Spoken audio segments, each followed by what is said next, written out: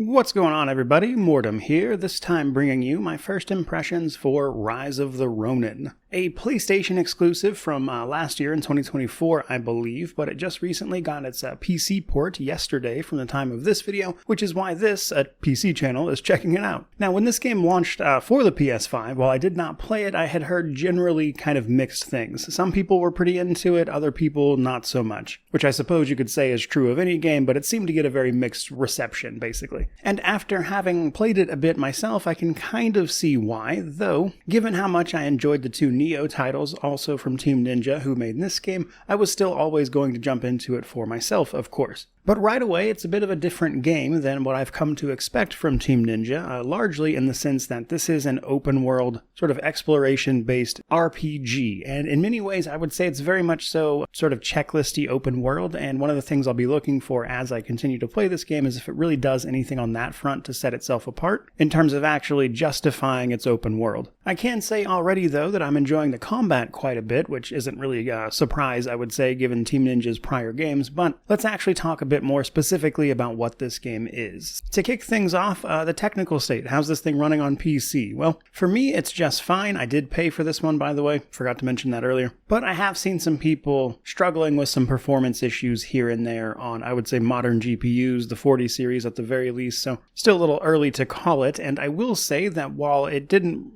have any big problems for me, I definitely had some stuttering, which is always annoying, but, nothing game-breaking by any means, though obviously it's still early and we'll see how that progresses. But otherwise, the story kicks off with two children watching their town receive the bloody end of a reprisal in the 1800s of Japan. They are rescued by a woman named the Bladesmith, who raises them to be part of the Veiled Blade, essentially assassins who are trying to carry out work to, of course, protect their own interest, which starts off with an assassination that somewhat quickly goes wrong. You see, in character creation, which is pretty impressive, more on that in a moment, we actually make two characters, and one of them sort of gets tossed to the side pretty quickly in the opening, and you choose the one you want to actually play as. That's because the Veiled Blade operates as a partnership, where two people are effectively trained as a unit, though in this case it seems you are quite probably actually related, though it's never explicitly said, mind you. And shortly after this, your sort of home base is attacked, and your character, the one you chose to play as, obviously aims to leave this place so he can investigate the situation with your other half, basically try to either get revenge or see what happened to them in totality, because you never actually see them die, and you set off as a Ronin. But in order to do that, you first have to kill your master, who simply will not let you leave otherwise, which seems to be more of a mercy killing than anything else, and a sort of final test as you go make your own adventure, which is when we set out into the open world. Now, obviously I'll have to see how that story progresses from there, but it's an interesting enough start. But what I'm especially curious about is how the game handles its open world, because from what I've seen so far, it's divided up into various regions. As we complete objectives, this raises our bond for that individual area, which will then reveal more objectives, and you do that until you max out that bond and complete all the activities, and you're done, which is pretty textbook checklist, but I appreciate that they at least didn't put towers in there. Now, I don't necessarily have a problem with checklist worlds, provided that they can provide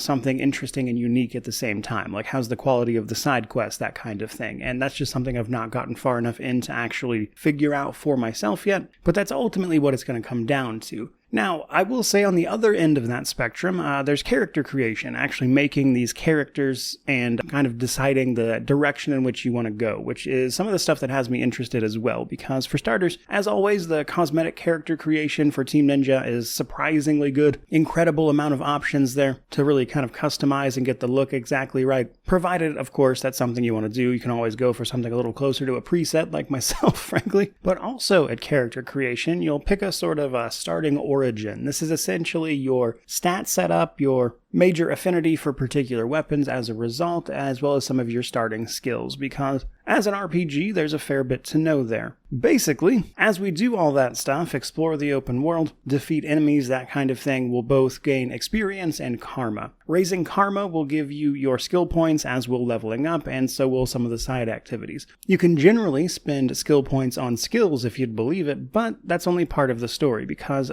some skills cannot actually be bought with skill points, but rather you have a stat-specific set of points, like strength points, dexterity points, that kind of thing, which are required to actually get specific abilities in those various trees. And that's how they sort of lock behind the more interesting stuff related to some of the origins. And I assume, obviously, that some of that stuff is less available then as a result. But what really got me interested is that some of these skills are focused on things like talking and interacting with the world in some ways, and not necessarily just on a completely sort of fighter side of things. And I'll be interested to learn then how impactful any of that is, because that's just not something I was expecting to actually have as an option in this game. And I'm curious as to the depth of that system, or if it's just like surface level stuff that doesn't really matter that much. But given that I know there's things like a bounty system, etc., it might actually be more to it than I thought, but I'll simply have to see. Otherwise, though, we increase that stuff. We also have various fighting styles associated with the various weapons, which all themselves lean on different stats that you'll increase, and as you acquire various skills, it increases your stats for those particular types of skills naturally. So getting strength skills increases your strength, that kind of stuff. So between the fighting styles, the various different kinds of weapons, and then all of the skills that you can actually acquire to make better use of all those things, the combat's already got a lot going on. And in particular, though, I will say that I enjoy the slightly later approach in terms of the timeline, because this is in the 1800s as opposed to a little farther back, which gives us access to things like revolvers and stuff. So I think it'll be fun to mess around with all of that. But nonetheless, like some of Team Ninja's prior work, however, we do have our key bar, which is effectively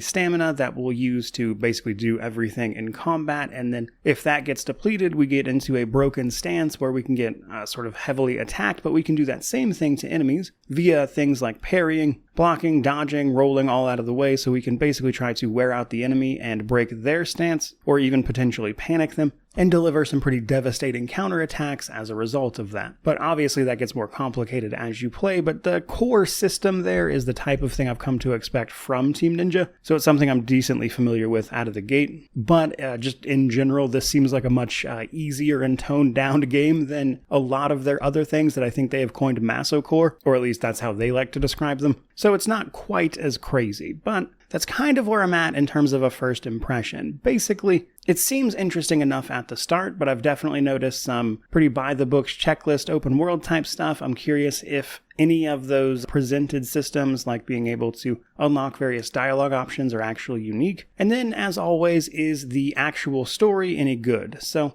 a lot of questions there, and I'll simply have to play the game more to find out. But seeing how this is a bit of a departure from the norm for Team Ninja, I am expecting some growing pains, quite frankly. We'll ultimately see what happens. Though before we wrap up, I should probably mention that it's going to take me a little bit to review this one. It came out right as I was in the middle of a few other things I can't talk about. And as this game technically released last year, it's a tiny bit farther down the priority list. As soon as my schedule clears up a little bit, this will be at the top of the list. But all that to basically say it might take me a couple weeks to actually get around to reviewing this one until I can get some of that other stuff done. But that's pretty much going to do it for this video. So if you enjoyed that, or if you're looking forward to the review, by all means, stick around, like, comment, subscribe, all that YouTube jazz. But regardless of any of that, truly, just thank you so much for watching. I really do appreciate it. May you wander in wisdom and have an amazing day.